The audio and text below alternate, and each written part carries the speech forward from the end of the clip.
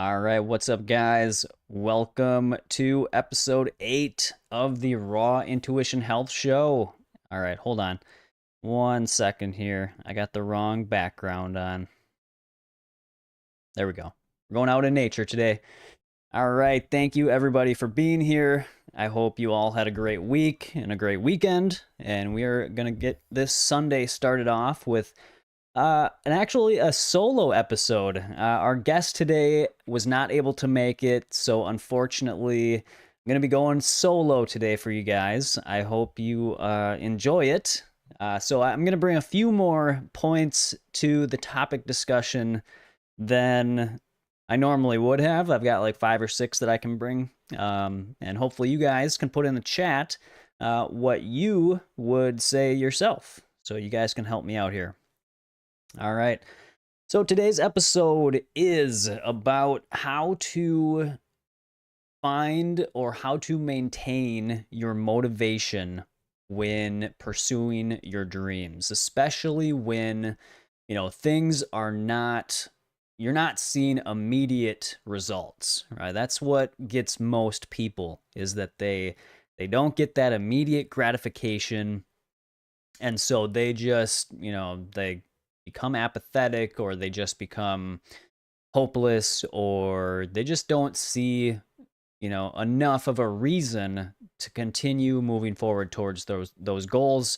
And that ends up, manifesting as procrastination or apathy, or, just no real fire within them, no drive to actually make what they're trying to achieve come true. All right. And so I have been doing this for, oh gosh, over a decade now, just pursuing, building raw intuition, helping people get healthy, creating the life that I want. And so I'm going to share some of the things that have helped me to do that, and, show you some of the examples that, of things that worked for me. All right. So if you're out there in the chat, let me know what you have experienced in terms of, things that have worked for you with keeping your motivation high, staying on track when everything's not going perfectly, things like that. Let's see what you guys have had happen with you. All right. So my first point, my first example of, a way to keep your motivation high, or, be productive in a sustainable way. So you're not just, a lot of people I see, they can be productive for a short amount of time, in the very beginning when they're all hyped up and they're excited about what they're trying to do. And then, over time, again, because they're just not seeing maybe the results they wanted right away, and so they just get distracted with other things. They get stuck on Netflix, or, they just kind of bounce back and forth between things, and they just never put the focus and the attention on that one thing that they're trying to do long enough to actually achieve it. And so one thing that I have found to be impactful in that sense is to, shift from the employee mindset, because we're all kind of conditioned to be employees, right? We're all, through school, through, our jobs, we're just trained to be in an employee mindset. And I know a lot of people, and I like to think I'm one of these people who, they're really good employees, and they get all their work done on time. They show up on time. They show up where they're supposed to be. They get the work done. I know people that are just so, overachievers, to be honest, when it comes to, their, employment. And, they volunteer for side committees and extra projects and all this stuff, or even in school, people that do all the extra credit, um, and they study really hard. There's all these examples of people that really dedicate themselves to being a successful employee or a successful student in school, and they don't carry that over into their own life where they could create something incredible for themselves and really achieve the dreams and goals that they are looking to achieve. All right. Yeah. So that's just one thing I've noticed. And so the way that I look at it is, taking that same mindset and that same approach to being a, a successful employee or a successful um, student, and put that in, change your mindset from an employee to the boss. All right. So, going back to some of these people, they're really good when the boss is around and they stick to their work, and they, stay focused and they work really hard when the boss is there. But, and you can look at this, in school as well. When the regular teacher is there, all the students are, on their best behavior. But then when a substitute teacher comes in, or, the teacher leaves the room for a little bit, the kids kind of go, wild, right? They start doing all these crazy things, or they just lose their focus. And at work, if your boss isn't around, maybe, you get distracted and you start, going on different websites and things, checking your social media. So that is what I see most people doing in their personal lives, right? There's no boss around to keep them focused, to make them work on what they're trying to achieve and trying to create whatever their passions are. And so that is something I think more people should embrace, is having the mindset of, you are the boss, right? You're the boss of your life. You can do what you want. But if you take the mindset of the boss instead of the employee who gets distracted when the boss isn't around, you will become much more productive. You will start creating the results in your life that you truly want. You're not going to get distracted with Netflix or social media, or getting drunk at the bars, or whatever it is, right? You're going to stay focused because you recognize that if you want to succeed, your uh your your mindset has to become that of the boss, right? You're really the boss and the employee. You need to have the mindset of the boss, who is overseeing that everything is getting done and keeping you on task, and be the employee who actually does what you need to do, right? And really being a leader is the key, is being the boss and the same. It's the same person. A leader really is one of the workers as well. They show by example how to succeed. And so if you can do that, if you can start changing your perception of yourself from an employee to a leader or a boss, that will get you more into the mindset of keeping your focus on your goals, even if it's just small tasks that you need to accomplish, to start building some momentum. And that's actually one of my other points that I wrote down, was to create, look at it, you've probably heard this before, but think of it in terms of progress over perfection, right? If you cannot create everything at one time, a lot of people find that as something that makes it easy for them to just give up, because they're not going to see the results right away. There's so many things that they need to do that it's just overwhelming. And so looking at it in terms of, small tasks, small little wins that you can create for yourself that are going to help you build that momentum and build that confidence that you can, create progress in your life. And as Tony Robbins says, progress is what creates true happiness within humans. Um, finding ways to make progress versus thinking you have to get everything done at one time. And that's a great way to take the pressure off of yourself that's maybe going to overwhelm you, to find some motivation and just get yourself going on the right path. And that's something that has worked for me. And one of the other things that I think is key for regardless of whatever you're trying to do is finding a way to create accountability. All right, accountability is so powerful. It is so powerful. And it really kind of, overlaps with becoming the boss and a leader in your own life.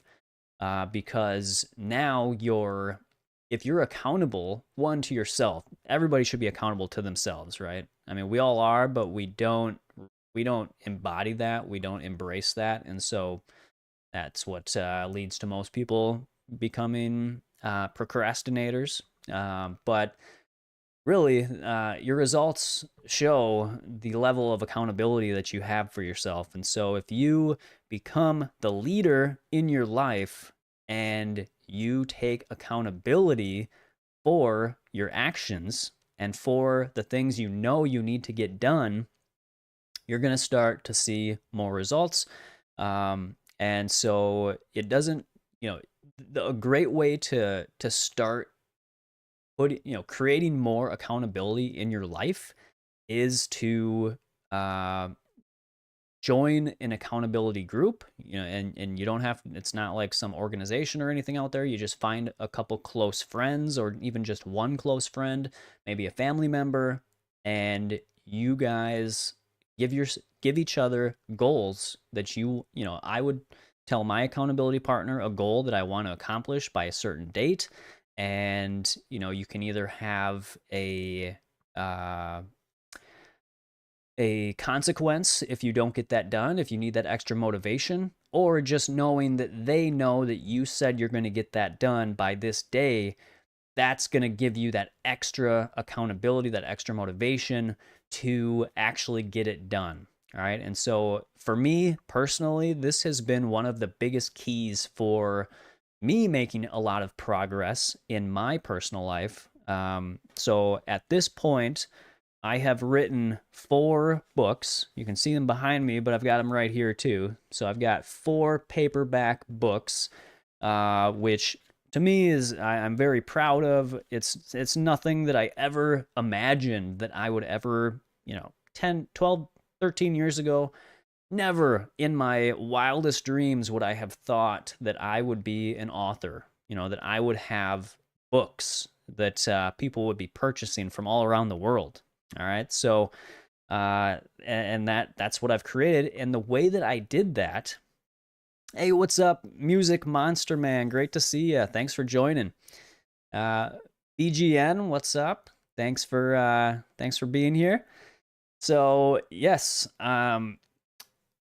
creating accountability in my life has been huge, and for my books specifically to help me create these books, I joined bundles. All right, so bundle, the raw vegan bundle is where it really all began, other than for my kids' book. So actually, for my kids' book, I'll tell you this quick story.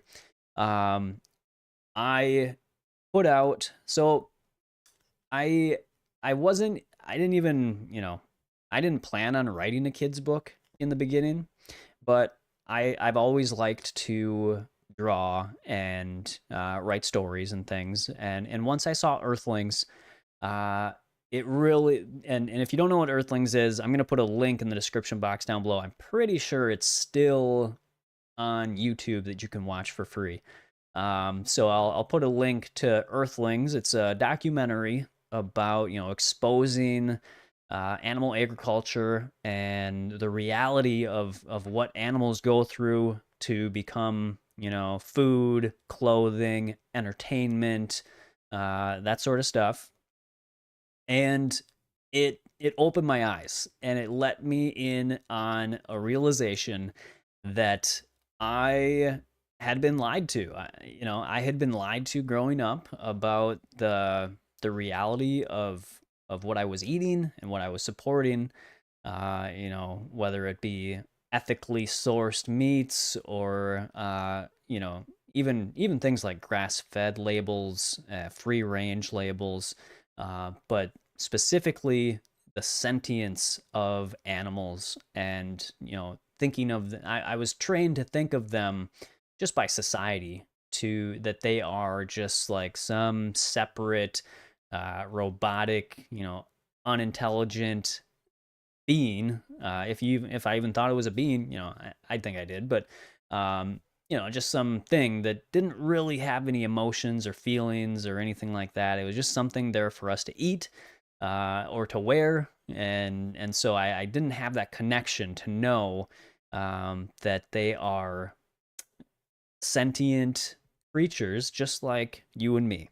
All right. And so when I had that realization after watching Earthlings, uh, it just drove me to want to educate kids, about the realities of it in a non-graphic, approachable way, right? So there's no like crazy, traumatizing stories in here.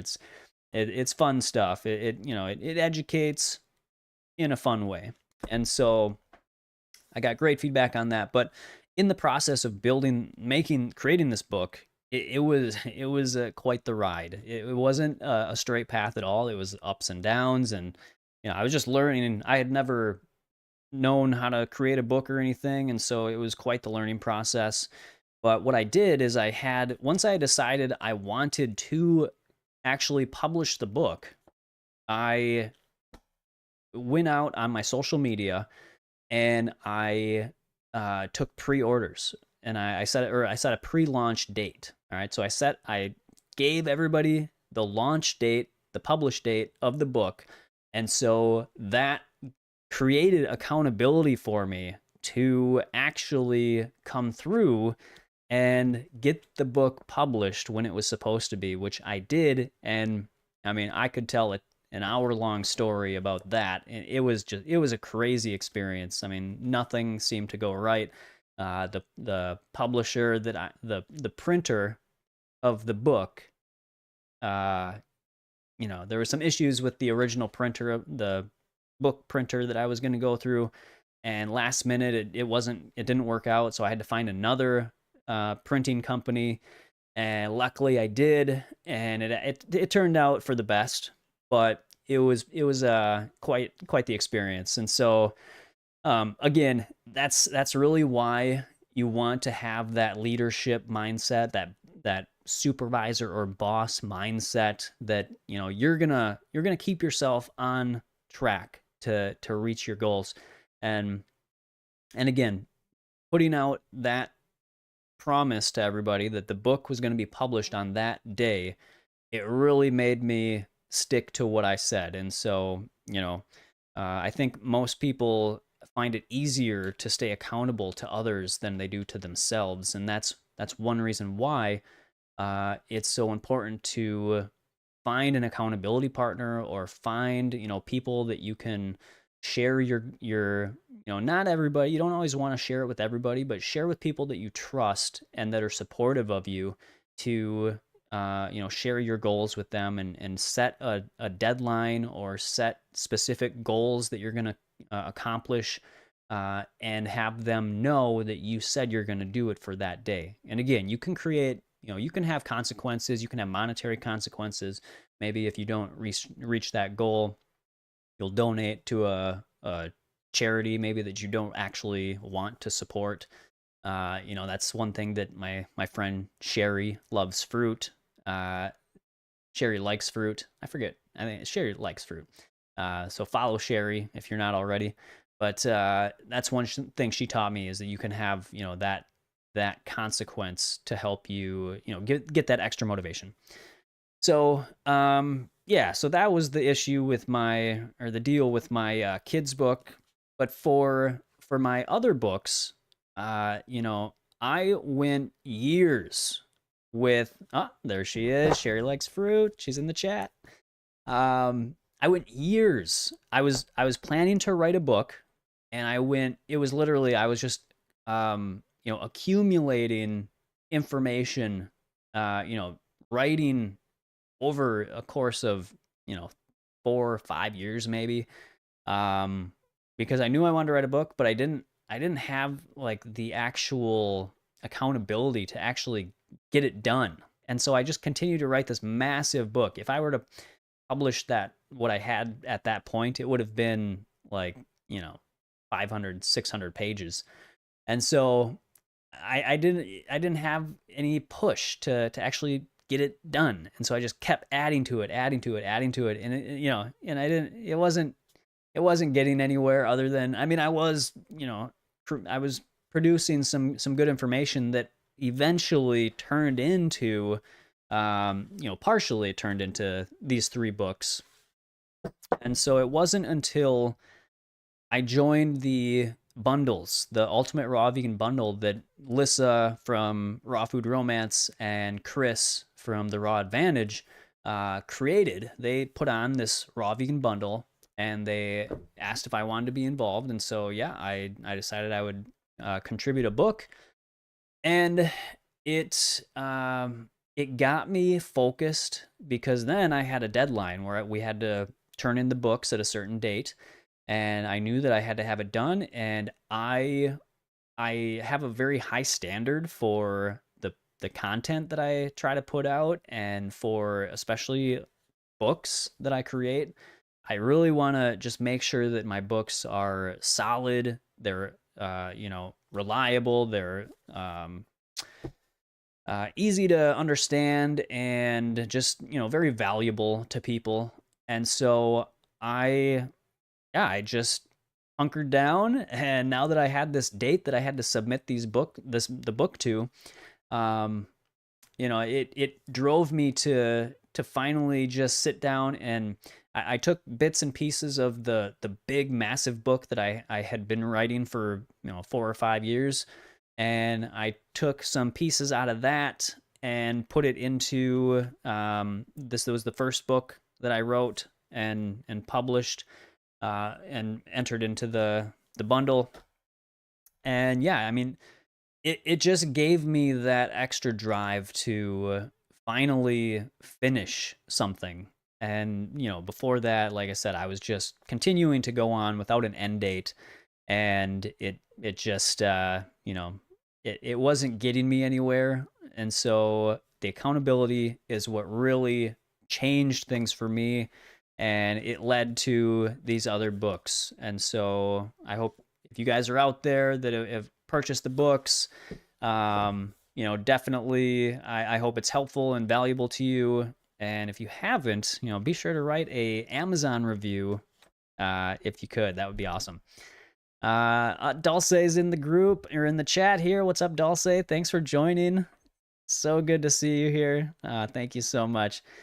Yeah, so yeah, accountability for me has been just so huge. And that's something I would suggest for anybody, is to find somebody that's close to you, that you can share your goals with, and they're going to hold you accountable, to help you start getting that momentum again, to build the confidence that you can create, you can reach your goals, that you can accomplish things. You just got to get that motivate, that what's the word, that get the ball rolling. I don't know what I'm trying to say here. Get the ball rolling, so that you build that confidence and that momentum. That's what I was trying to think of. You build the momentum with, creating these little achievable goals. Start with making your bed. That's an easy one. Start with making your bed. Just commit to making your bed every day.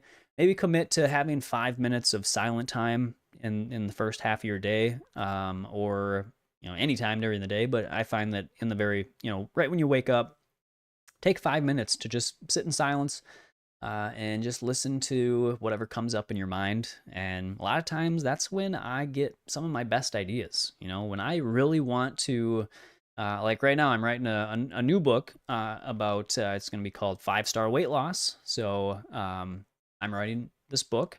And this book, along with any other book that I've ever written, I get my best ideas and I write the most, the most, I think, clear information when I just get rid of all the outside noise. All right. I get rid of all my, social media, no music, no anything. Right. I just need to be in silence and I just need to listen and I just think of, the topic that I'm writing on, and, things always just come up in my mind. And so that it always gives me some great, content, or some, great information that just kind of naturally flows out when I get into silence. So I hope that makes sense. But yeah, so that's something I would really recommend is accountability. That's maybe the number one thing. And so let's see, what else did I have here for you guys? Again, if you're just joining, our guest today had to cancel last minute, and so it's just yours truly, Raw Intuition here. And so I'm just going over, kind of the ideas that I had to help you guys keep your motivation in the pursuit of your dreams and your goals, and how to avoid procrastination and apathy and all these, things that keep us from getting our goals accomplished. Um, and so, yeah. So I hope you guys are getting something out of this. me being solo here. But yeah, so let's see. What else did we have here? Control your controllables is obviously something that we all can do. And that's things like your thoughts, your emotional health, the, really getting clear on what you're passionate about, and yeah, the environment that you put yourself in is also a huge thing. Uh, who you surround yourself with is one of the most powerful things in terms of, if you're going to be in that leadership mindset or that empowered mindset, the people that are around you that are putting in, that information into your conscious and subconscious mind through their words and their actions, has a big impact, right? And that goes for either your, just your goals, your personal, maybe business goals or relationship goals or whatever other goals you have, but also your diet, whether you can maintain your healthy eating plan, is as you guys know, it comes down to, first off, your own leadership and your ability to align yourself with your own highest, uh, you know,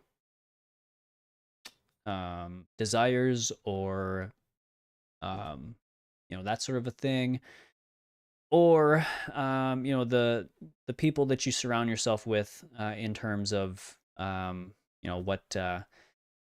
what how they make you feel, and how they make you feel about yourself.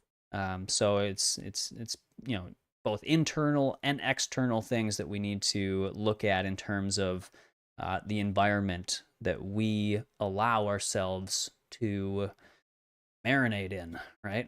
Whatever we're gonna put ourselves in the most of the time, right? We can, maybe you go to like a family event where you got to be around, I don't know, unsupportive people once, or, a couple times a year. It's what you do, what environment you're in on a regular basis that's really going to make that difference. So maybe you hang out with maybe a less than ideal friend once a month or something. But if you're hanging around them 3-4 times a month or 3-4 times a week, their actions are going to start, or their energy is going to start infusing into yours, and you may start, displaying some of those traits yourself. So, something to think about.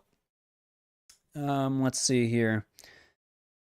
What's going on in the chat here? Fiona, what's up, Fiona? Fiona says, "Hi Matt, your book 21-Day Raw Transformation Program helped me and my husband finally go raw vegan in December last year. Thank you for that." Thank you so much, Fiona. I'm so happy to hear that. That honestly, when the books, if you're looking for, coaching or something like that, I would just check out the book. Like, the books are powerful, I think. To me, I think the books are almost, they should be a prerequisite before before somebody comes to me for coaching or anything. I always recommend getting the book, because if you get the book, it's laid out in a way that makes it easy to understand, and the cost of the book is going to be much better than the cost of coaching. And while I love coaching, I just, writing books and having, all these other things going on in my life, it's difficult for me to, put too much time into coaching. And so eventually down the road, I'll have more coaching opportunities. But right now, and in the, recent past, I just haven't had time to do a lot of coaching. And so I try and point people in the direction of the books, because really, I really think if you read these books, you're going to be in a really good spot. You're going to learn the basics of how to do this.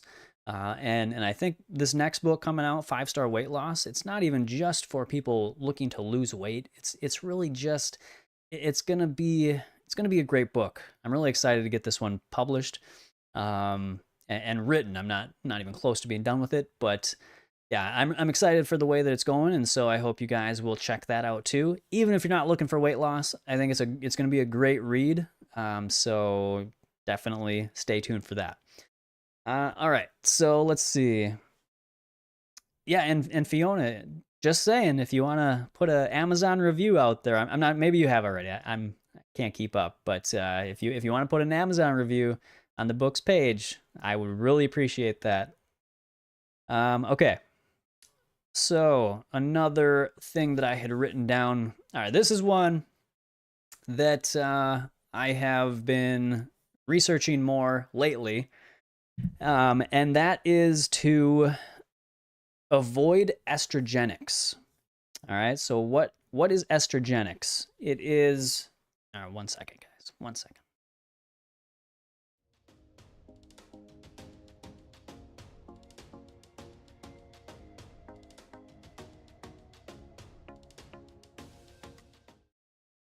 All right, we're back. Okay, the next one that I'm gonna say for how to maintain your motivation, how to maintain your drive towards your goals, avoiding estrogenic chemicals. And these are everywhere, guys. All right, so it's gonna be pretty difficult to avoid them all, but we can definitely make an impact by avoiding a lot of these things that people are putting, that are using in their daily lives. Estrogenics are chemicals, synthetic or natural, that they mimic estrogens in your body. So they can either they can attach to the same estrogen receptors in our body, or they can interfere with the natural functioning of estrogens. They can reduce the receptor site's ability to take in estrogen, and so it messes up the estrogen and testosterone and the other hormonal balances going on. And estrogenics will reduce your testosterone levels as well. And so this is a big thing. I know there's some people out there who are worried about, as they get older, they're worried about, muscle loss, or maybe bone density loss. But specifically, I've heard recently from somebody that they're concerned about, as people get older, they need to, worry about their muscle mass and trying to prevent muscle loss.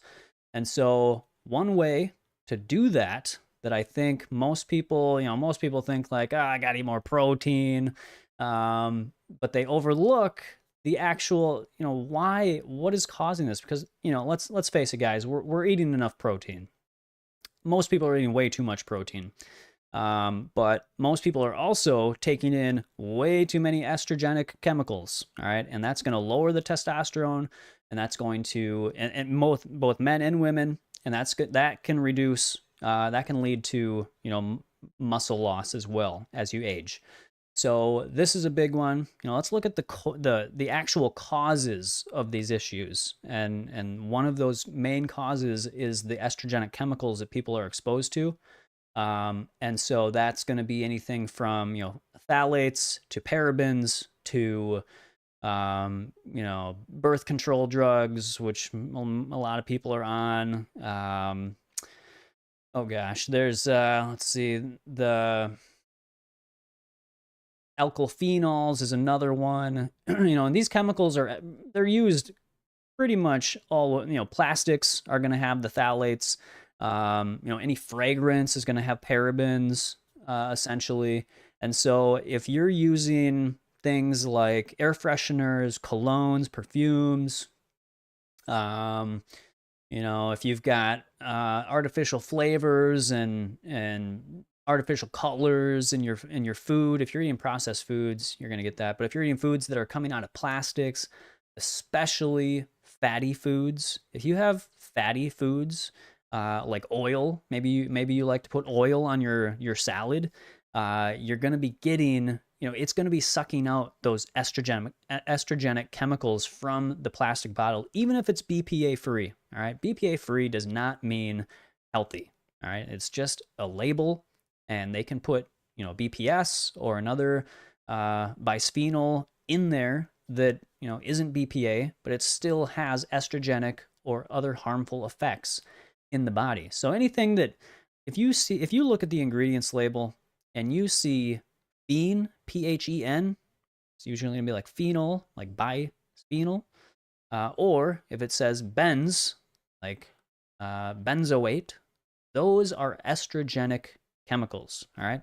So most of the things that you're finding in packaged foods, or even things like shampoos and conditioners and body washes, all these things have these chemicals in them.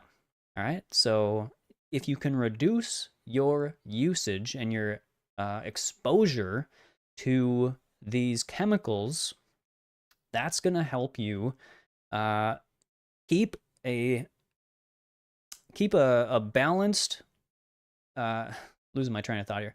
It's going to probably some estrogenics in this room. You're gonna keep a balanced hormonal level as you age, and any time in life, really. It's especially important for kids to stay away from these chemicals, because these kids are developing, and they really need to stay away from these chemicals that act like hormones. Tiny changes in hormones can have massive effects. Depends, especially in children when they're developing, but also over your lifetime, they can lead to chronic illness and just not good results. All right, so estrogenics are one thing that I see so many people using, whether it be the laundry detergents that they're using. And guys, remember the way, some things to look at when you're first trying to make some of these changes.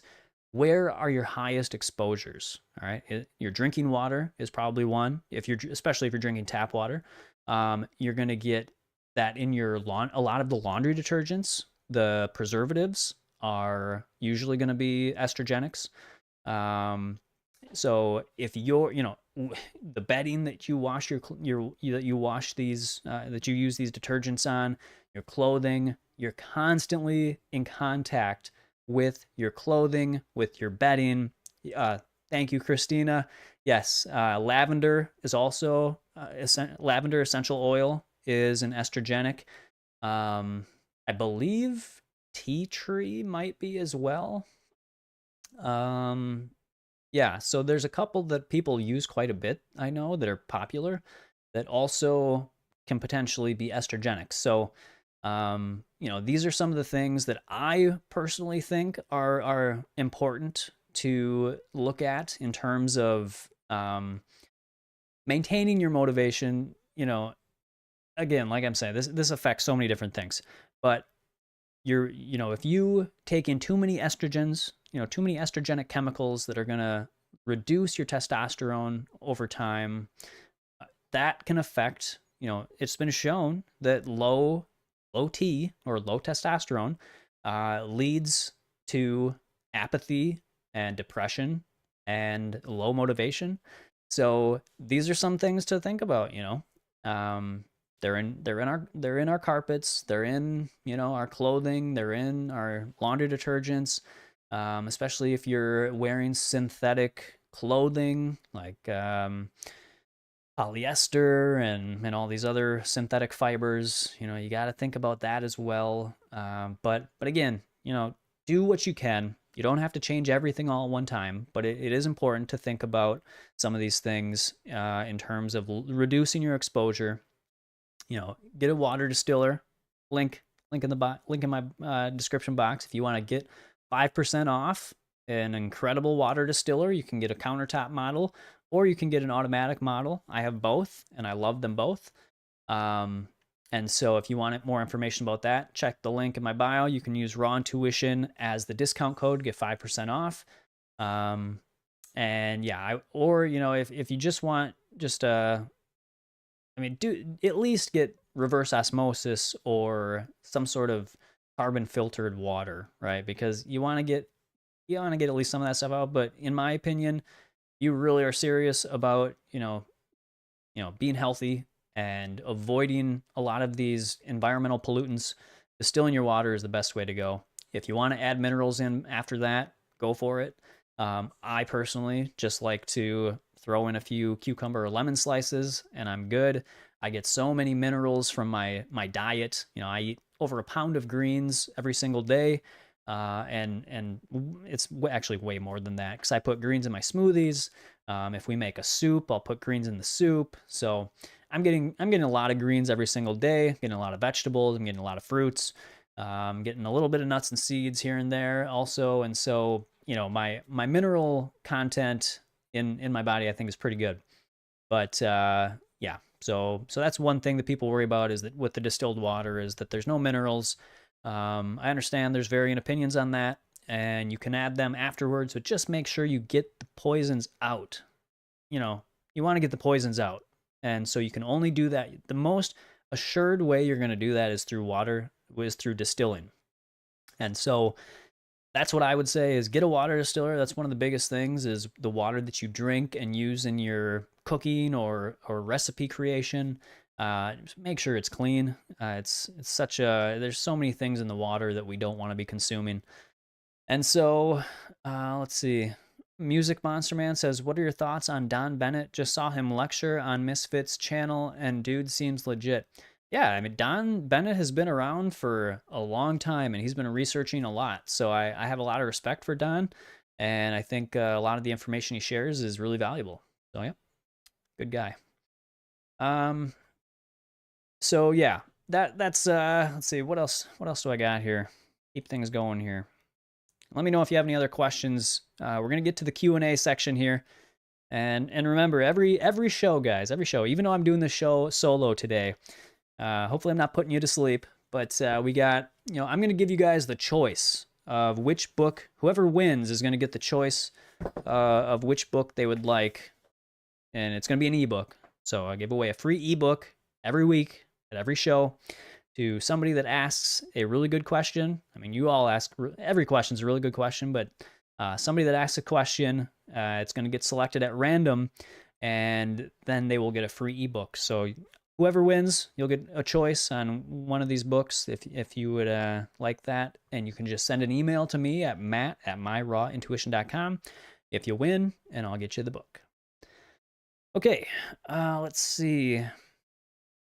Now, I've talked a lot about mostly lifestyle and just maybe business or personal things, but diet is another one that I really want to touch on.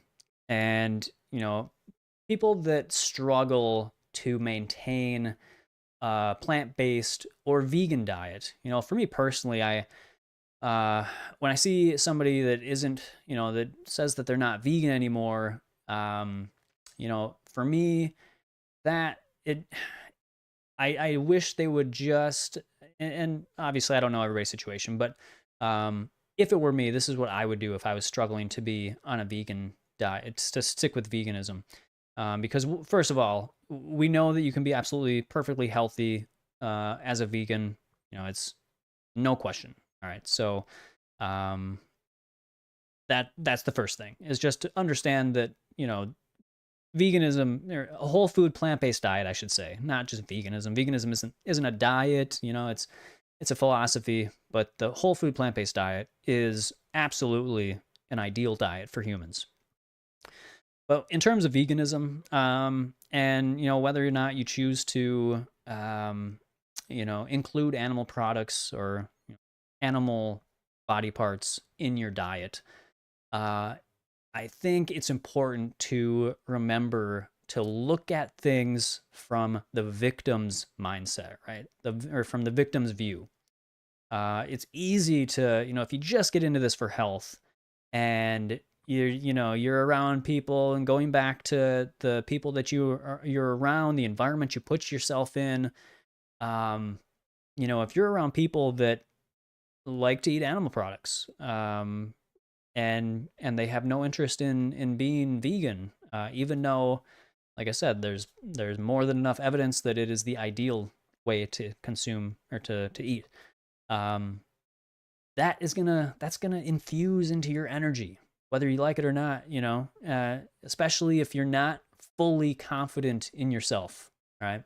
I see this a lot. I see it a lot. People are not fully confident in themselves, and if it were me, not saying I'm fully confident in myself, but I am so, you know, I am so in line with what, with my intuition, and with aligning myself with my ethical and moral standpoint.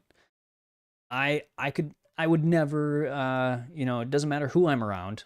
It doesn't matter how many meat eaters are around me every day. It could be every day, and it wouldn't change my approach to how I eat, because I I understand that as humans we absolutely do not need animal products or any animal inputs. Um, and two, I look at it from the victim's point of view, right?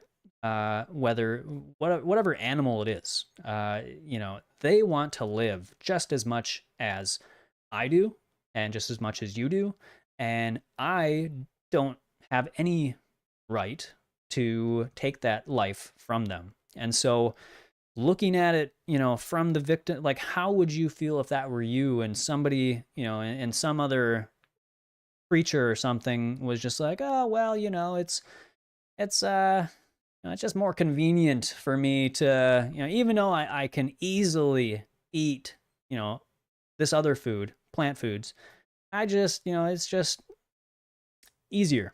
It's just less inconvenient for me to consume that when I can have Matt right here. He's sitting right there. I can just eat him.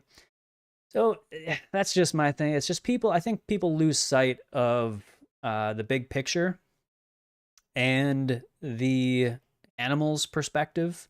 They don't connect with the animal as being a sentient being, as being just, I mean, I just can't imagine, I'm a very compassionate person, I like to think. I could never, knowing what I know now, take the life from somebody else that, is just trying to live their life. And animals, even whether it's fish, fish, people think fish are different than other animals. Fish are not. I've seen plenty of fish, swimming in pairs. They have relationships, they have communities, they have complex emotional lives that most people don't think is there, but they do. Um, and yeah, I mean, fish are just like a cow or a horse or a dog or a cat, So to separate them from the rest of us, I think is a misunderstanding. And again, like it's their whole life. Like if somebody is going to take that being's entire experience from them just for a meal, a 5-minute meal that they don't need. Like if you were starving and about to, die of starvation, sure. But if you have other options and your only excuse is to, because social pressures, to me, that you're losing sight of the of the reality of, we I myself don't have any right to take the experience, the life, of another without it being like self-defense or out of starvation. Even then, so yeah, that's my thing. I would say watch documentaries, watch Earthlings, watch it once a year if you need to, watch it once every 6 months if you need to, if you need that extra motivation. Watch the you have to connect, and you have to reconnect with the animal, like understanding that just we call it an animal. It's a life, it's a being. It's not just an animal. Like people use animal and that like separates them, it's a euphemism. It's just, it makes them think that these beings are different than us, and we're all the same. We all want to love our families. We all want to take care of our children. We all want to, have fun and play and, that sort of thing. So we all got two eyes. We all got, legs or fins to move around with. We've all got mouths to breathe and eat. And, I think it's important to keep that perspective in mind to, look at it from the victim's point of view. Look at it in terms of, would you want that done to you if it wasn't an absolute necessity for that other creature or being to take your life? Is it? It just, to me, it just doesn't make any sense. It just doesn't make any sense. And if we have people in our lives that we can't connect with without consuming animal products, then to me, I would need to reevaluate that relationship. Because if I'm not able to connect with somebody, if I'm only able to connect with somebody based on eating, the flesh of another, or whatever it is, whether it's cake, maybe it's just cake, maybe it's like my grandmother used to always want me to have she had bread pudding and she would want me to eat that. And this was after I got into this lifestyle, I was like, Grandma, I don't eat that anymore. And she was a little upset at first, but our relationship was much more than the bread pudding. So, like we could still connect. We could still have a great relationship beyond the bread pudding. And so, if our relationship was just about the bread pudding, if my grandma wouldn't talk to me because I wouldn't eat her bread pudding, I mean, come on.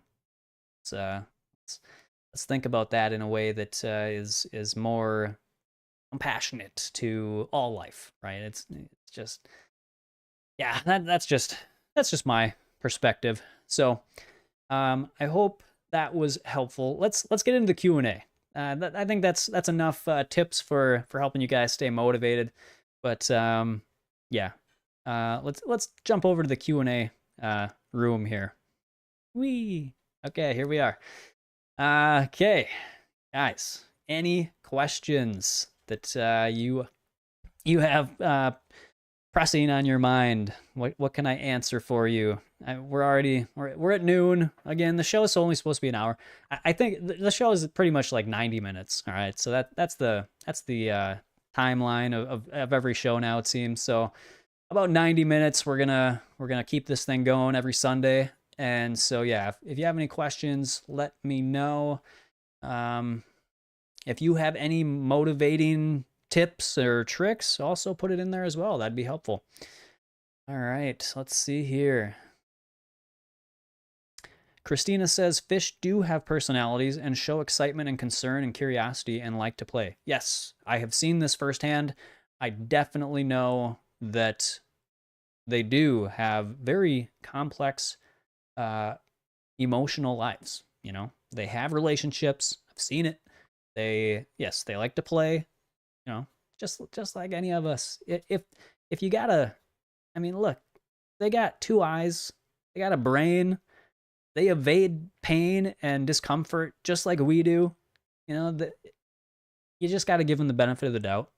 And in my opinion, anyways, that's what I do. So same thing goes to bugs. I don't squish bugs. I try my best not to impact insects or anything else because listen, it's obvious if they move away from something that's painful to them too. People wonder if they have consciousness or whatever. I think you give them the benefit of the doubt. You do your best to avoid taking the life. I just don't want to take the life from anyone because I mean life is precious, and to take that from somebody to me is just not right. So let's give all life the benefit of the doubt as much as we can. Let's see. Christine also says, I took the liberation pledge. I won't eat with people who are eating victims of violence. Very nice. Yeah. I do still eat with people that eat animal products. That's I'm personally, and I totally understand that, and I respect that. But for me, I want to be the example, and I understand even not being there is still being an example. So it's I'm not saying one way is right and one way isn't, but I just like to be there and connect with people and hopefully be a good example to maybe change their minds, and it has been working over the years, and so but again, I think there's a way, there's right ways. Not one way is the right way. Lori says, two things keep me vegan. One is what Matt just mentioned about seeing things from the victim's point of view. The idea that I don't have the right to kill another sentient being if I don't have to. Yeah, exactly. I feel that, Lori. Thank you. Mallory, what's up, Mallory? Tessa's here. Tessa, what's up? Got the whole gang here. Dulce's here. Tessa's here. Mallory's here. Lori's here. Yona, Cherry, everybody. Love it. Thank you so much for being here. Fiona says, what do you think of TCM's view that raw foods are harder to digest than cooked foods? And Ayurveda's view that veganism is not suitable for the Veda type, slim body type. Let's see. TCM. Traditional Chinese medicine, right? Yes. So I do not agree with that. I think that, to keep it as simplistic and straightforward as possible, that's just how I think about things. And same with Ayurveda and their different, what do they call it? The different phenotypes or, Veda, that sort of thing. I just think that that's way more complicated. It's way, it's just not intuitive to me. It's, if I have to read a book and, study the different, body types and things, it's just a bunch of noise. And I'm not saying that it's all completely wrong, but, you look in nature, all the animals of each species eat the same, right? They all eat the same. I don't think we're any different. I think we should all be eating, you know, mostly raw food. I think an all raw diet makes the most sense. Just logically, but in the system that we live in, I I don't think that an all raw food diet is going to be sustainable for everybody because yeah, doshas. Thank you, Sherry. Sherry's my she's my she's my backup. So I think that you know, you can try these things. I don't think that I don't think that it's as intuitive as just my mind works, but try it maybe, and if it works for you, then great. But for me personally, I don't resonate with those things. I have tried to study them in the past, but it just didn't align with it just didn't feel right to me. And it's interesting, but I think that it's much simpler than that. And like I said, every other creature on the planet eats raw food. I think our ideal diet is a raw diet, but I don't think cooked food is poison. I think that it's a very sustainable, whole foods, by the way, whole foods. I'm not saying just any cooked foods, but just whole, minimally processed, steamed or even baked, but I would try and stick with wet heat. So steamed or boiled vegetables and things. I think that is, I wouldn't say that's a harmful way to eat. I think we have more than enough evidence that that is a very sustainable, healthy diet. And so whatever balance that you need to come to in terms of your raw and cooked food is going to be based on what works for you in your situation. And so yeah, I think it's important to experiment with different levels of raw and see what feels the best. For me, I feel best when I am as close to 100% raw, but with different circumstances and things, it's just more practical for me to keep that flexibility there so that if I want more, if I want to, and I really don't go below like 10% of my calories coming from cooked food. And again, when I say cooked, it's almost always like a vegetable soup. It's all whole foods, and it's just right in the instant pot. And yeah, so nothing crazy for me when it comes to eating cooked food, but and I think that's the best way to go. I hear people that get into cooked food and they just go like down this it just snowballs on them, and then they say they lose control and they are now eating like all cooked food. I think that comes back to eating, they're probably eating high fat, processed, salted, oiled, sugar coated foods, things like this that I don't think lead us to a good place. And so if you stick with whole foods and you eat it with a big raw salad, it's almost foolproof. So yeah, that's what I think. That was a long explanation. So I hope that helps. Do I have any recommendations on eating raw food on a budget from Christina? Yeah, I mean, definitely stick to whole foods. Don't buy packaged, processed, raw or vegan foods. If you can just buy, the whole foods, stick to things not in a package. That's going to help a lot. Obviously, shop sales. Don't just shop at one grocery store. You want to look around. There's always going to be deals going on at different stores. So depending on where you live, that's gonna impact the cost. But if you got some good grocery stores, and utilize Asian markets, because they've got usually some good produce for good prices there, and yeah, those are some of the easiest things to do to lower your cost is to not buy things in packages. Look for sales, buy in season, buy things in season. Shop at farmers markets.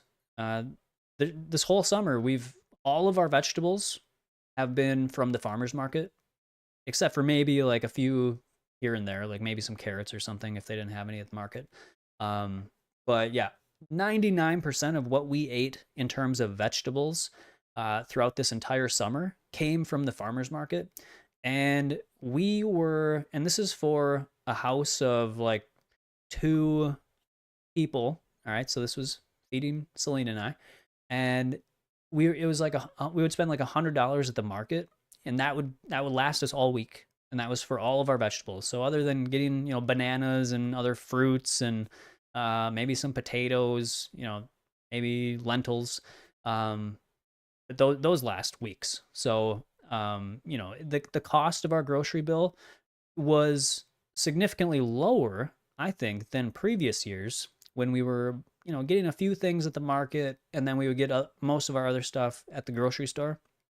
The market, great place to get a good deal on produce, especially if you buy in large amounts. Like I always get like 10 heads of lettuce from one stand, and they usually have deals. If you get multiple, it's lower, it's less expensive. And I get like 5 heads of kale from another stand, and so if you can buy in larger quantities, a lot of times they'll have deals where it'll be lower cost. So that's another thing you can do. Um, Intermittent fasting, you can do that too, where maybe you're not eating all throughout the day, and you're just eating. And, like for me, I eat between usually 10, sometimes noon, and 6 or 7 o'clock. 7 is like the cutoff, the hard cutoff that I almost always try my best to be done eating. And yeah, so if you're not like snacking all the time and going through your food that way, that can help too. So let's see, what did I miss? Um, Anybody else got any tips for that? Let us know. Yeah, and again, staples like bananas, apples are usually cheap. Um, um, I get dates online on eBay from farms that sell dates, and I get like 11-pound boxes for like $44 or something like that. So that's pretty cheap in terms of dates. So that's another thing you can do. You can look online for different things. A lot of times, some of the food online is going to be more expensive, but there are times like the dates that I have found you can get much cheaper. All right. Let's see. Lori says the other thing is that I've been vegan long enough to see the benefits. Yes, me too. I'm 65 now and can compare myself to my peers. They are dealing with all kinds of health issues. Yeah. Again, results should be, the most motivating thing I think for people, especially if you've stuck with it long enough to really see your results, like Lori just said, in comparison to the people around you. Yeah, it speaks for itself. And we can see, guys. I mean, do you guys watch Chef AJ? Chef AJ has people on that have been vegan, whole food, plant-based vegan for decades and decades and decades. And people that are living over 100 years old eating a whole food, plant-based diet. So I challenge you, show me one carnivore, show me one keto, show me one Atkins paleo advocate that's over 100 years old. And I'd be interested to see that, because I don't think it exists. And I can show you several whole food, plant-based eaters that have done that. So check out Chef AJ if you, I'm sure everybody knows who Chef AJ is, but yeah, check her out. She's got some great interviews on her channel. A lot of great information is always coming out of her channel. So,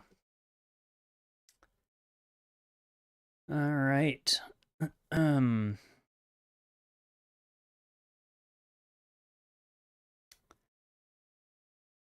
just got lost in the chat. Yeah. Also, any thoughts on blood types and diets? My husband, who has blood type A, never has cravings for animal products, whereas I do, AB. And I have no cravings for ice cream and sweets, while he does. Now, see, I completely think that is bogus, the blood type diet. No offense, but I'm blood type O, and I'm supposed to, they say I need a lot of animal protein or whatever, and oh, I'm doing very, very well. I'm thriving on just plants. So, and I know many people in that same situation. You know, it's a mental thing, in my opinion. It's the power of suggestion, and that's where a lot of people go wrong. A lot of people get this suggested, you know, nuance to how they're supposed to live. Guys, we're all the same. It's just like I said last week. Um, if you take somebody from Alaska, you take somebody from Florida, take somebody from Argentina, take somebody from Spain, if they need if they need a surgery or something, they're all treated the exact same because we all have the same physiology and anatomy as each other. We're all human, I think, maybe. And that's just how it is. Like, you don't, if you take a horse from all those areas as well, the horses are going to eat the exact same food, right? So that's, again, it's just if I had a meter on my wrist, or if I had some way of knowing my blood type, like, how would you ever know your blood type if you didn't have a doctor that told you that, you know? Like, we don't have a meter or a tag on ourselves when we come out of the womb, letting us know what our blood type is. So, again, you gotta look at it, take a step back. Is that something that is intuitive? Would I be able to figure that out for myself if I didn't have some authority or some author or some person telling me, suggesting this to me? That's just my way of thinking about it. I don't think that it's a legit philosophy or approach to finding health. I know, again, like I said, I know people with every single blood type. They all thrive eating a whole food plant-based diet. So if we have cravings for specific things, cravings, I could say a lot about cravings. Um, Cravings are mostly emotional, and they're just habits. We've learned these uh, reactions to different feelings, and we associate those with certain things. So different people are going to have different cravings for certain things. Um, I don't think that has anything to do with our blood type. I think it has to do with the habits that we've created over our life, the associations we've made with past experiences, um, and things like that. And as well, if we've been eating a lot of those foods, our gut microbiome is conditioned to suggest those things. Yeah. So hope that helps. I'm not personally, I'm not a blood type diet believer.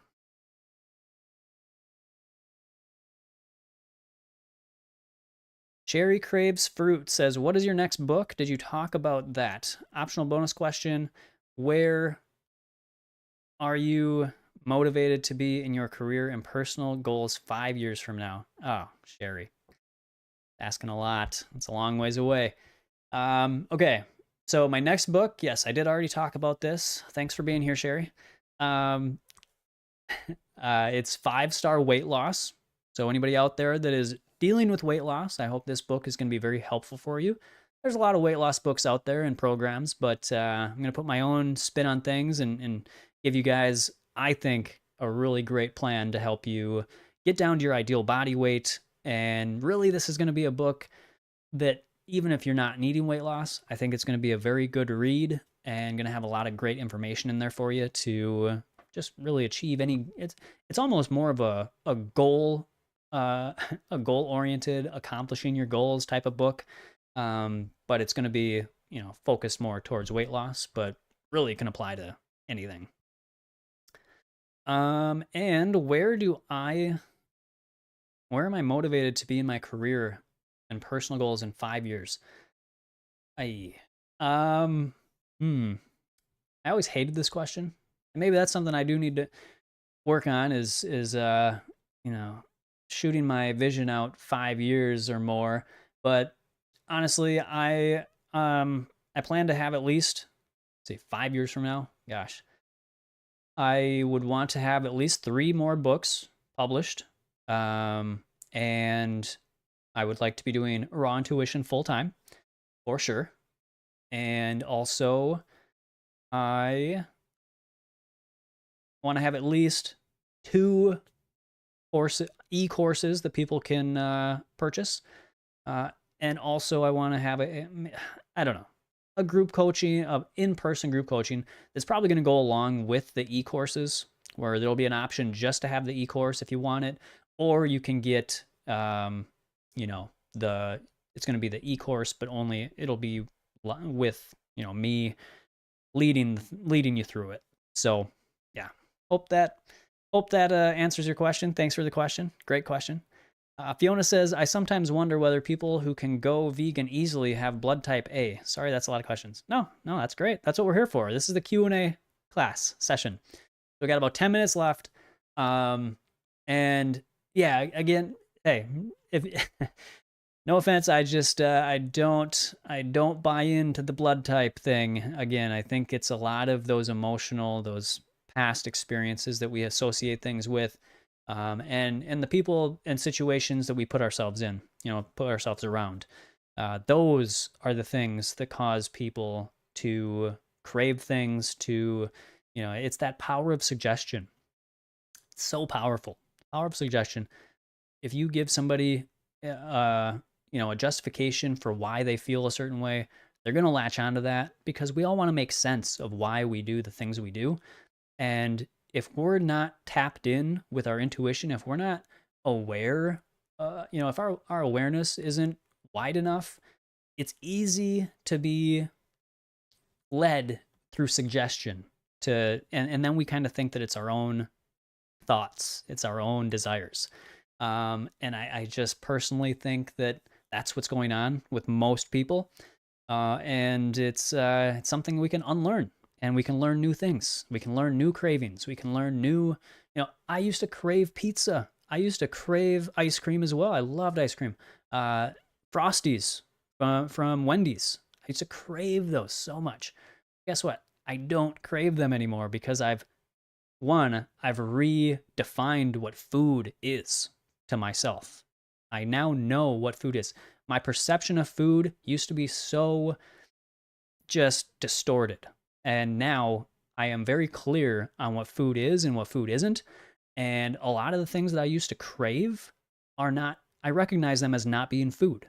So that's what I would tell somebody. If you have a craving for ice cream, you haven't, your definition of food, because that isn't food. Ice cream is not food. Cookies are not food. Donuts are not food. Pizza is not food. These aren't foods. We got to get that clear in our mind. And once you do that, once you define what food actually is on a subconscious level, then you're going to start losing those cravings and you're going to be able to shift that into healthy cravings for whole plant foods that nourish your body and do not cause dis-ease in the body. That's my opinion and what I have seen over the last decade. All right, let's see. Tessa says, I went vegan for the animals at 21 years old. That is incredible. She says, what about you guys? Yeah, I was 25. So Tessa, you are the queen. I have a lot of admiration for you, Tessa. You're pretty cool. So thank you for always being here. I appreciate you, and you inspire me quite a bit. Sherry, thank you. Traditional Chinese medicine. Yep. Lori says, I can connect to my meat-eating relatives by inviting them to my house and doing the cooking so they can get the opportunity to taste good vegan food. Yeah, exactly. Lori, we're on the same page with so many things. I agree. That's what I try to do as well. I bring, more, I bring something to share to family events usually. And, that we just connect over, board games or card games or, just talking, it doesn't have to be over, what we're choosing to eat.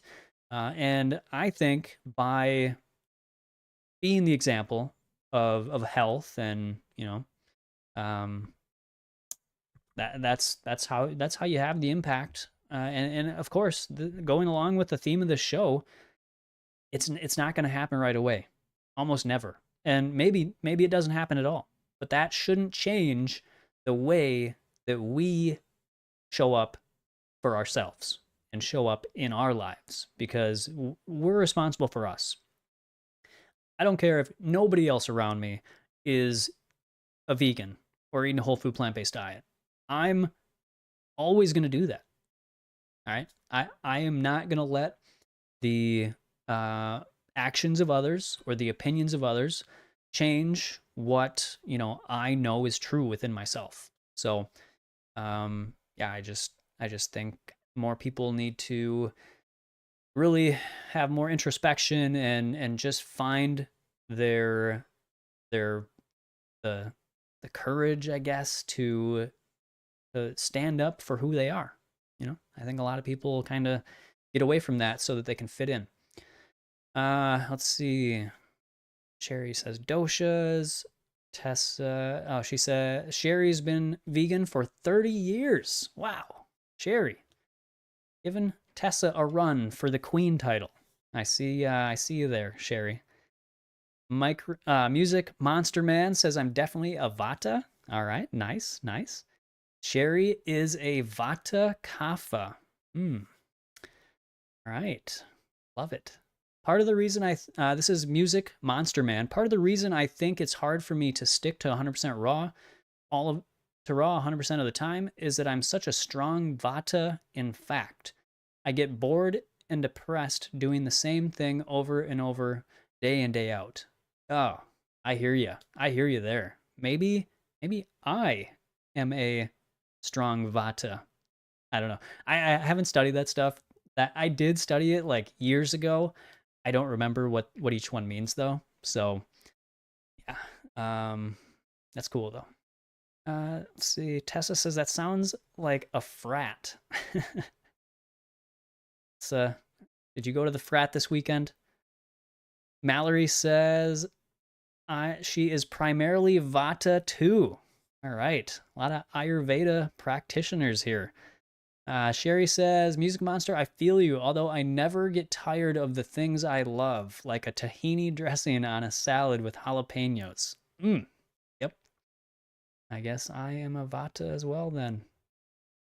Tessa says, I'm on a budget and I'm 100% raw. Buy bananas. Exactly, yes. Bananas, again, there are those staple fruits that you can get a lot of calories for, a pretty good cost. And excuse me, bananas are definitely one of those. All right, so bananas, I eat bananas every single day, at least 10 bananas, usually like probably close to 15 bananas a day, because I will have a pre-dinner smoothie before dinner, obviously.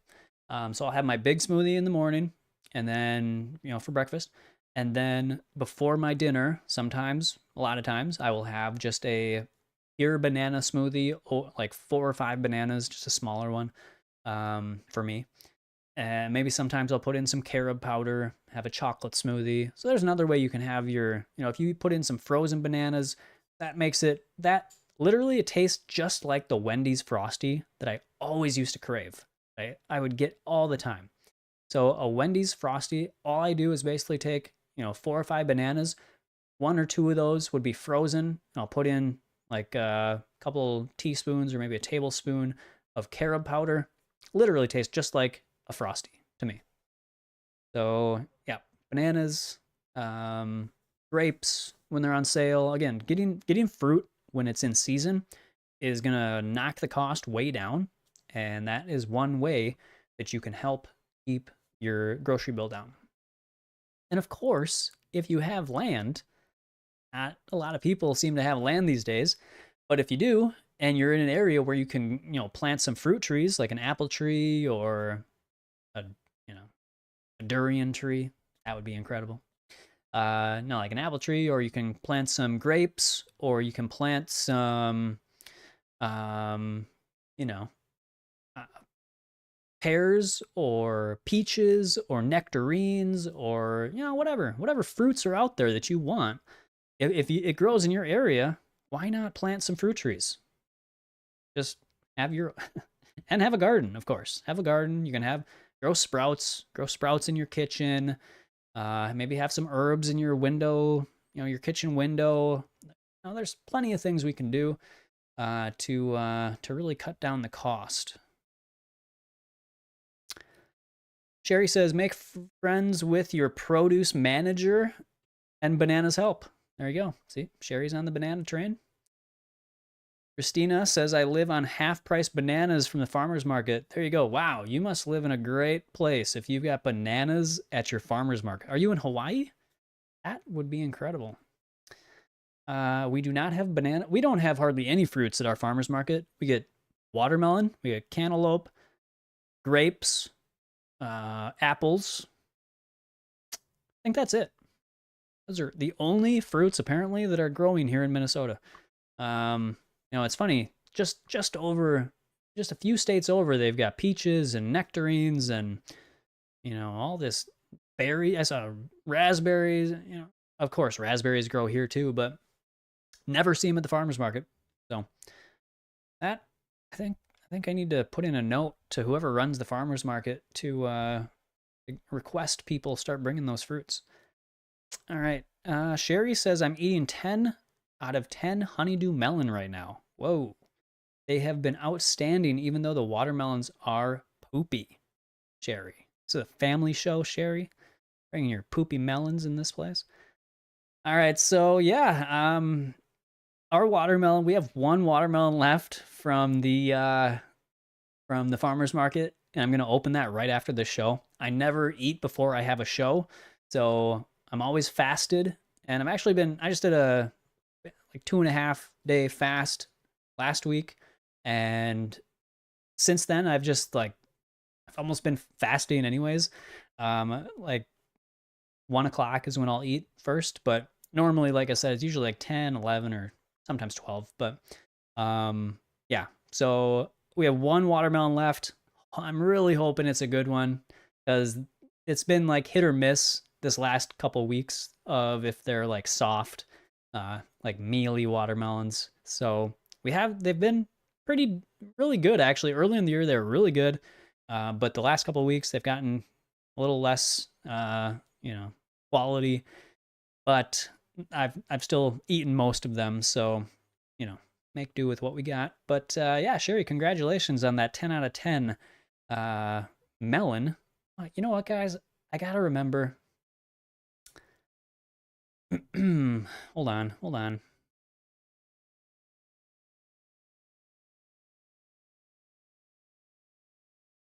Here we go. All right, so I've got some reactions now. This is for Sherry. Woo! Sherry, 10 out of 10 melons. Get the confetti going. Right.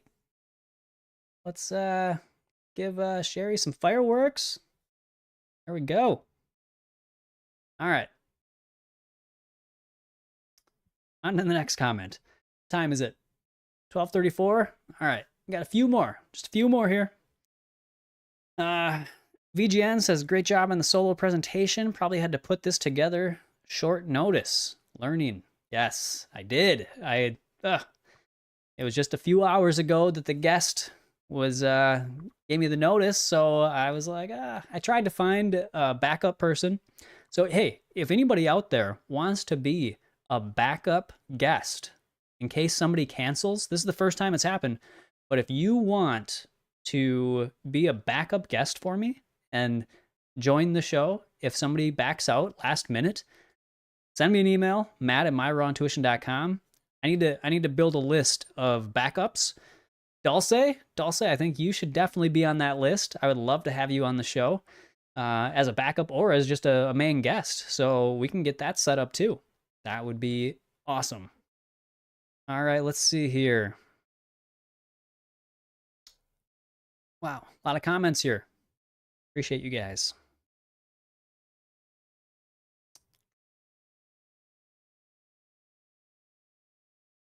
Oh, I'm way behind.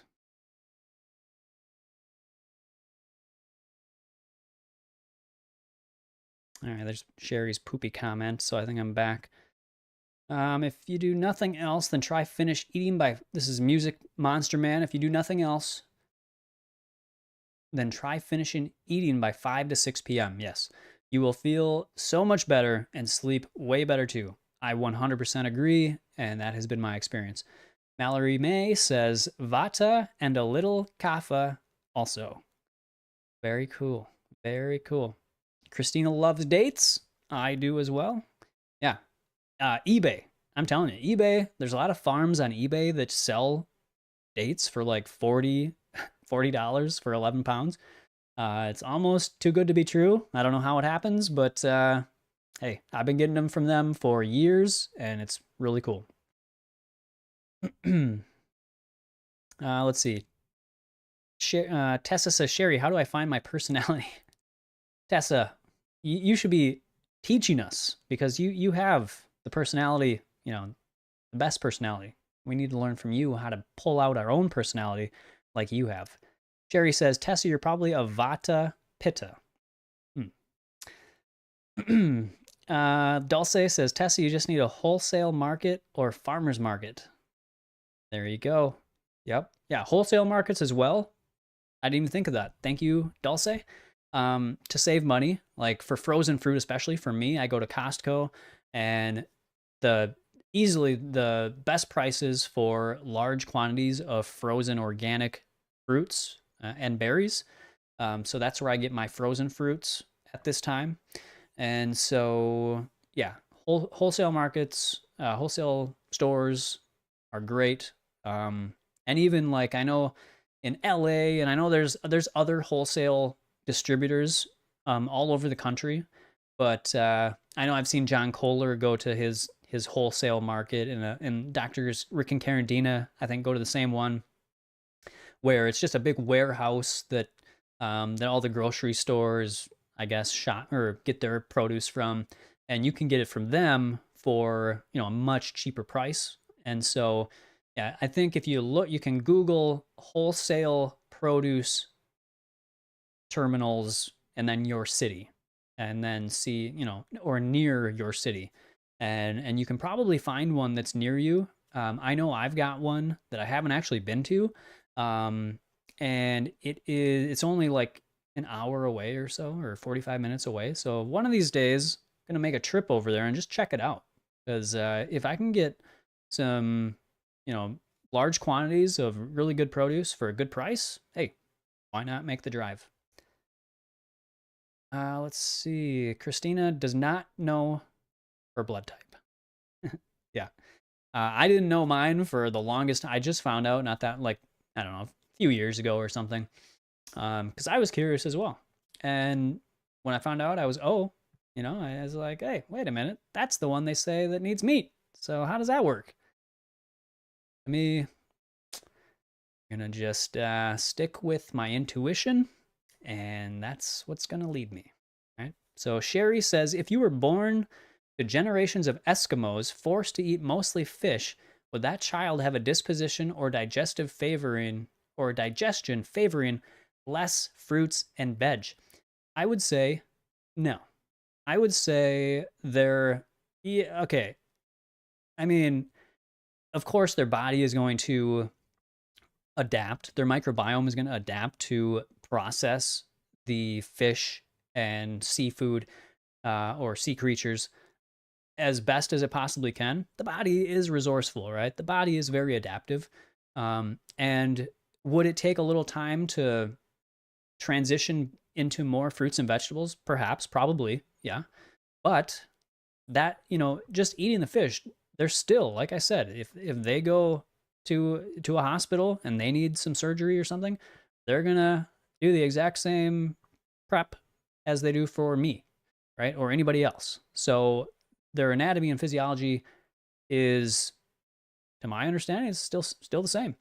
And so, Eskimos don't have long, healthy lives, right? So, people that think that, the Eskimos just live on blubber, okay, but they don't live that long, and they don't live that healthfully. So, if they are healthy, it's because they're probably active, every day and they're out in fresh air, probably freezing cold air. Yeah, it's the other lifestyle factors that keep them as healthy as they can be. But if they were to eat their natural human diet, they would be much healthier, in my opinion. But come on, it's a fact. Let's see. Sherry was late. Yes, she was. She was, or she would have known that I talked about 5-star weight loss. Tessa says apparently Eskimos hardly eat fruit. Yeah, that makes sense. Where are they gonna get it? Oop. All right. Sherry says, let me think of another question that Matt says he will hate. All right. Fiona says, thanks a lot, Matt. Raw food veganism resonates with me the most too. And other things, traditional Chinese medicine, Ayurveda, blood types, etc. May just be noise, suggestions, conditioning, indeed. Yeah. And again, I'm not saying I know all the answers, but to me, that's just my intuitive understanding, my intuitive just feeling. And so, yeah, that's all I can say. All right. Fiona says, great that we can keep our diet simple like other animals in nature. For sure. All right. Tessa says, I got one. When is Matt going to propose? Ah, well, I haven't even met Sherry yet, Tessa. I mean, I've only known her over the internet. So, I mean, we'll give it some time. All right. We'll give it some time. Dulce says, detoxification. Yes, detox. That's the way to go. Music Monster Man was 26. Was that for going vegan or what were you when you were 26? Dulce says you have cleaned your river of life, Matt. Yes, thank you, Dulce. I love that analogy, that visual, really cleaning out the body and the bloodstream and the lymphatic stream. That is how you create true health, and of course, keeping the pathways of elimination open and clean and clear, so that your body can efficiently take in the inputs and utilize them and then eliminate them as efficiently as possible. That's how you clean your river of life and create the best health for yourself. All right. Jules, what's up, Jules? Good to see you. Tessa, she says, Tessa, I was 28 years old, so I will be 15 years next month being vegan. Wow. See, look at you guys. That is so cool. Oops. Let's see. Jules is a Pitta Vata. All right, sweet. Sherry says, everyone knows their dosha. Everyone but me. Tessa says, Sherry is the queen, I'm the princess. All right. I guess I can accept that. Christina says, I have bananas growing here in Florida and papayas. Whoa, that's cool. That is awesome. I envy you and your bananas and papayas. But no, that's awesome. Very happy for you that you have that opportunity. I wish more of us could have that. I don't even have apples in my yard. Christina says, or no, Dulce says, yeah, awesome, Christina. Yep, that's so cool. Tessa says Dulce is the goddess. I cannot argue with that. I 100% agree. Sherry says Matt's going to fast with me on October 18th too. Ah, really? Really? See, Sherry's the boss, so I guess I'm fasting in a few days. Tessa says I vote for Sherry and Dulce. Sherry says I like Matt's annoyed opinions today. Not annoyed at all. Love you, Tessa, Dulce, Annie, everyone. Have to jump in the shower. Well, Sherry, come on. This is it again. Dragging my show through the gutter. Let me know who wins the free book. All right, yeah, and honestly, I got to go too. But let me see how much left do we have of the chat? Oh, I think that's it. Okay, so last couple of questions here, and then we gotta jump off.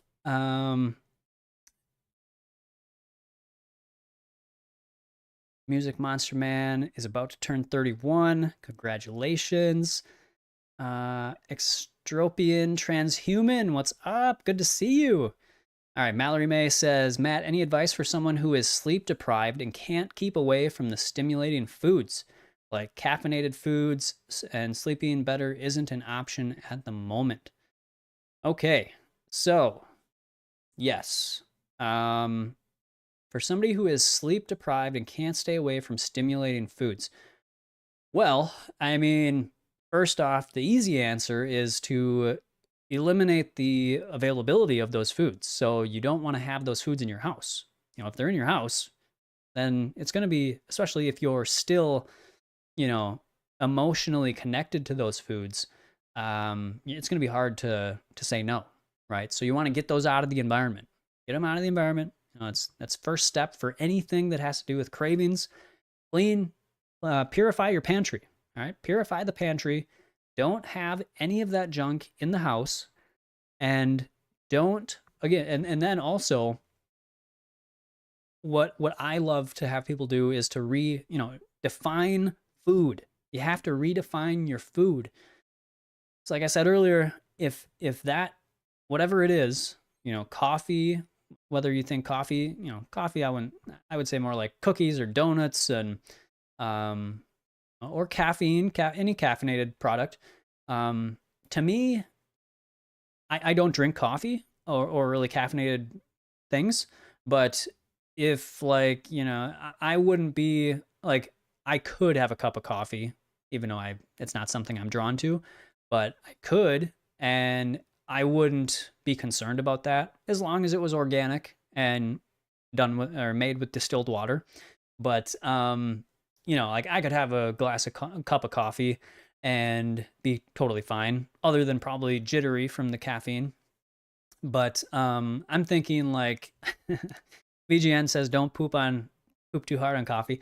I mean, caffeine is a stimulant. That's why people love it. And so I personally prefer to not get energy from stimulants over time. I think that leads to enervation, as they say, and low functioning.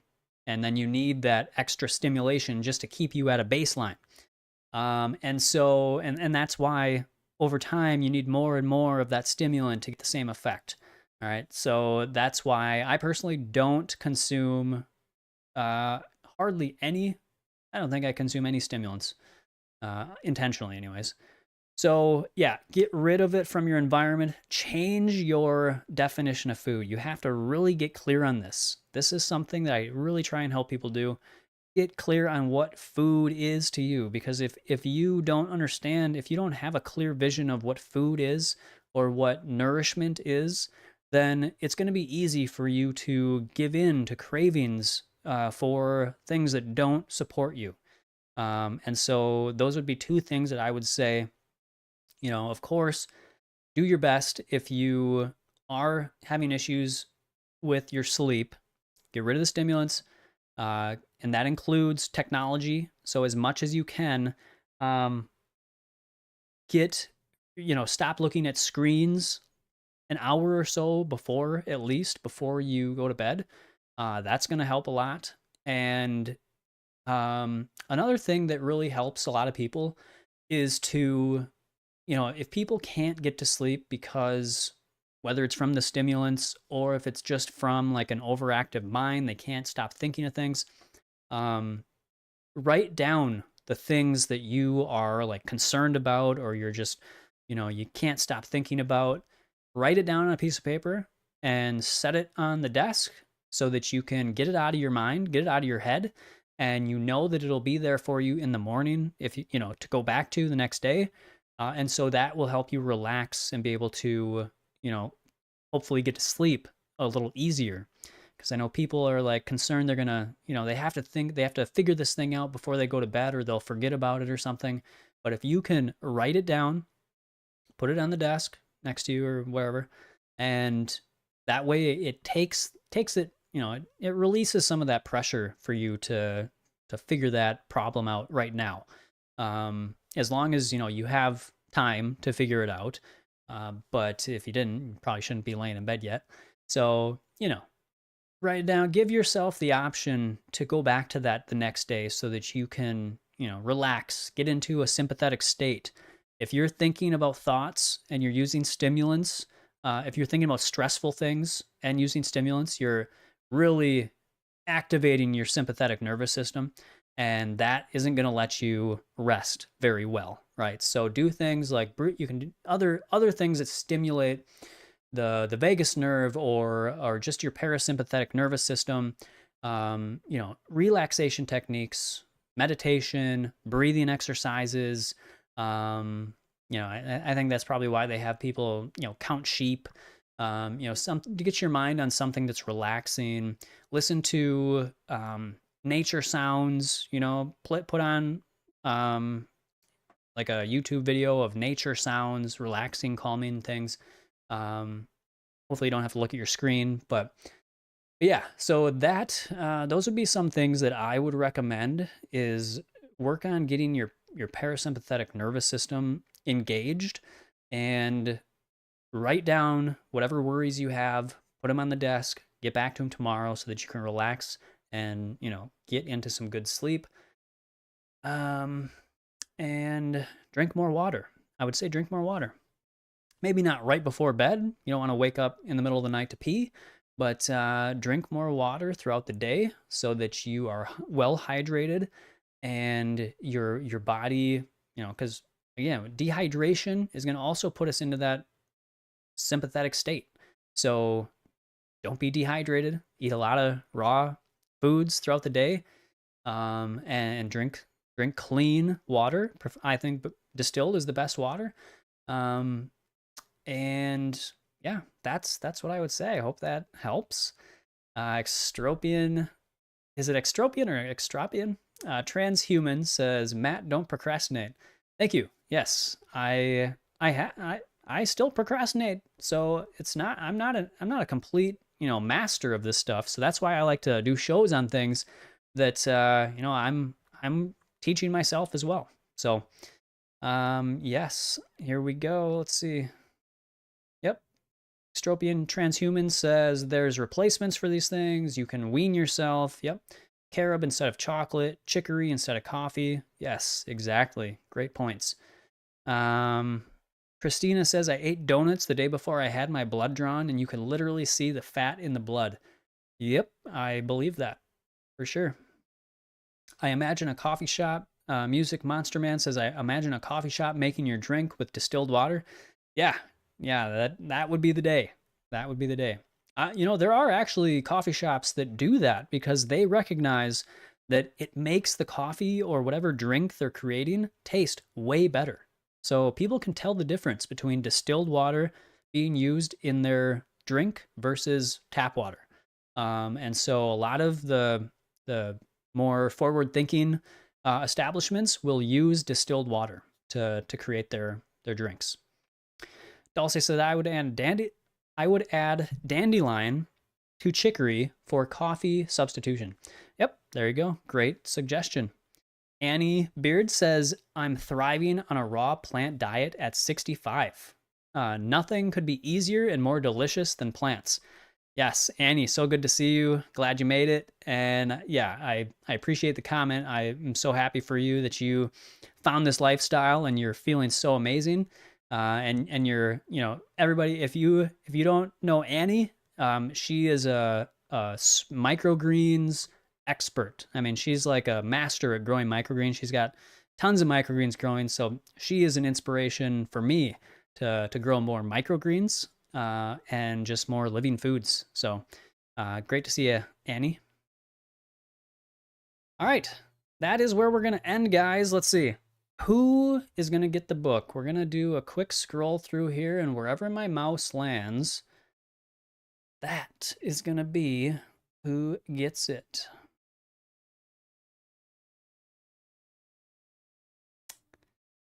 Okay, what? Hey, Music Monster Man, you are the one I landed on. So let's see. And I think you just, yeah. He said, "Oh damn, who would have guessed? I shouldn't have been sarcastic." I don't know what that's referring to, but hey, Music Monster Man, you just won a free ebook, whichever one you would like. All right, today we're just giving it to you to decide whichever one of these books you would like to have an ebook, I will see my camera zooms in. Let's get some celebration going here for Music Monster Man. There we go. Hey, little confetti, balloons. All right, Music Monster Man. Congratulations. Email me at matt@myrawintuition.com and just let me know what book you would like to have me email to you. And that is what, that's what we got for you guys today. So everybody, thank you so much for joining again on this solo show today. I tried to get an emergency guest, but couldn't muster anybody to join me. So hope this was enjoyable for you. And next week we have Olivia Herzog coming on the show. And I forget, I gotta look at this before I jump on here, but I always forget what the show is next week. But we got Olivia showing up, and she's always a great guest. I love having Olivia on.